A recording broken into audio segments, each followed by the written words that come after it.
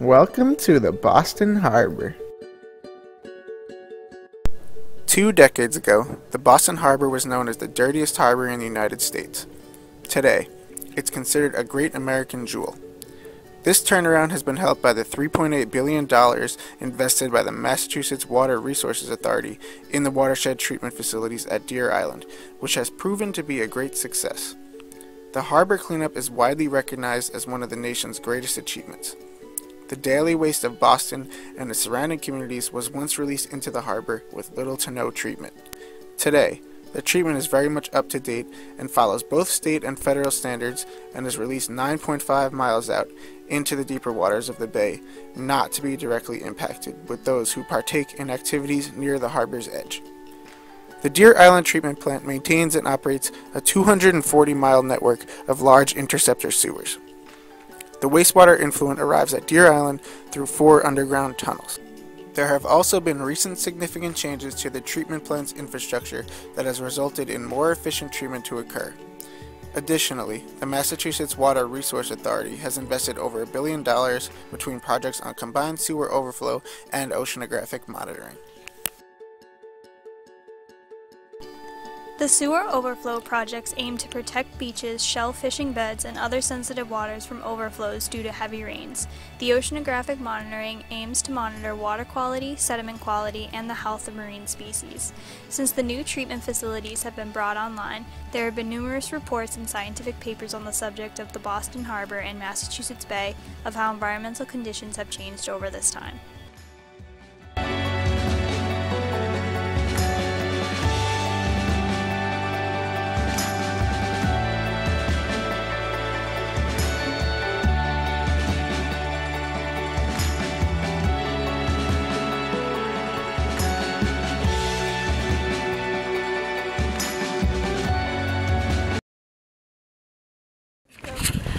What are you smelling right now, Rachel?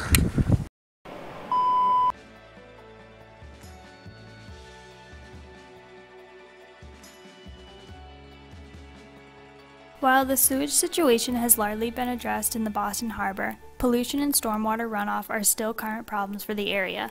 A majority of the landscapes surrounding the harbor are made of impermeable surfaces, such as concrete, and do not allow for the absorption of water. This allows for the rainwater to mix with the pollution-filled streets and eventually seep back into the harbor. Sometimes the problem is so severe that it leads to the closing of some of the harbor's beaches. Solutions to this problem include implementation of green infrastructure, such as tree boxes or rain gardens, among other items which are being discussed. These infrastructures would filter the water of pollutants before the water reaches the harbor's edge. These proposals are being strongly supported by environmental groups in the area. As temperatures are projected to climb and polar ice to melt, oceans are predicted to increase in height in the coming decades. Boston is likely to be impacted by sea level rise disproportionately according to recent reports. The seas along the east coast from North Carolina to New England are rising at 3 to 4 times faster than anywhere else. Coastal cities, beaches, and wetlands are becoming increasingly vulnerable to flooding, especially from storm surges. Cities such as Boston and New York experience damaging floods during low-intensity storms already, and as sea level rise accelerates, additional height will be added to storm surges and waves that reach the coast. Furthermore, climate scientists predict that storms are likely to increase in intensity and frequency over the coming decades.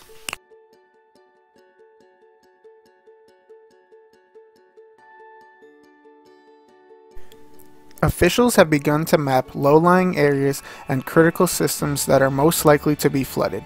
With just 2.5 feet of sea level rise, the maps show that just a nor'easter could put much of the Back Bay, East Boston, South Boston, Chelsea, Cambridge, and elsewhere underwater, in addition to Logan International Airport and the Financial District. In result, the Boston Water and Sewer Commission will begin inspecting hundreds of miles of sewers, storm drain connections, pumping stations, and other utility systems to assess what needs to be done to protect them from the rising seas. Developers are even beginning to be required to fill out a questionnaire on their awareness of the potential impacts of climate change, and if their building plans take this into consideration as part of the Boston Redevelopment Authority's new climate adaptation plan. Climate Ready Boston was launched to help the city plan for the future impacts of climate change. Since the threat of sea level rise is so large, the idea of placing a sea barrier around the Boston Harbor has come up as a potential solution.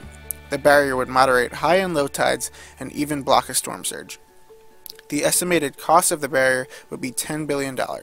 Without this barrier, the damage done by the ocean could contribute to the estimated $100 trillion in damage due to rising sea levels by 2100.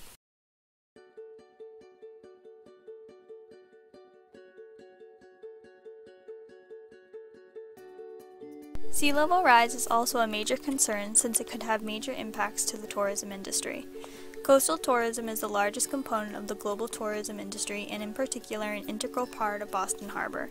In 2012, it was estimated that Boston Harbor alone brought in $4.6 billion in economic value. These tourist attractions, however, can bring potential environmental impacts. Duckboat tours float along the Boston Harbor while giving historical information on surrounding areas they pass. These boats have been very proactive in making their boats eco-friendly to limit their damage on the environment. The new duck boats have water jet propulsion and retractable wheels, which make for a very quiet and enjoyable ride. Boston Duck Tours as a company are also looking for a partner to help build an electric boat to improve environmental efficiency. New England Aquarium is well known for its whale tours. However, these boats have potential threats towards whales specifically. One of the many dangers that comes with whale watching is the potential of injuring a whale. While researching, it was unclear to determine if this has ever happened on the Boston Harbor, but it's certainly in the realm of possibility. The presence and high frequencies of boats may also cause whales to avoid certain feeding grounds that are important to their survival. It may also cause the whales to use excess energy when swimming away from the presence of these boats. Whale watching as an industry brings in an estimated $2.1 billion to the United States, so the economic impact outweighs the environmental impact, and whale watching will likely remain a powerful industry during the summer months.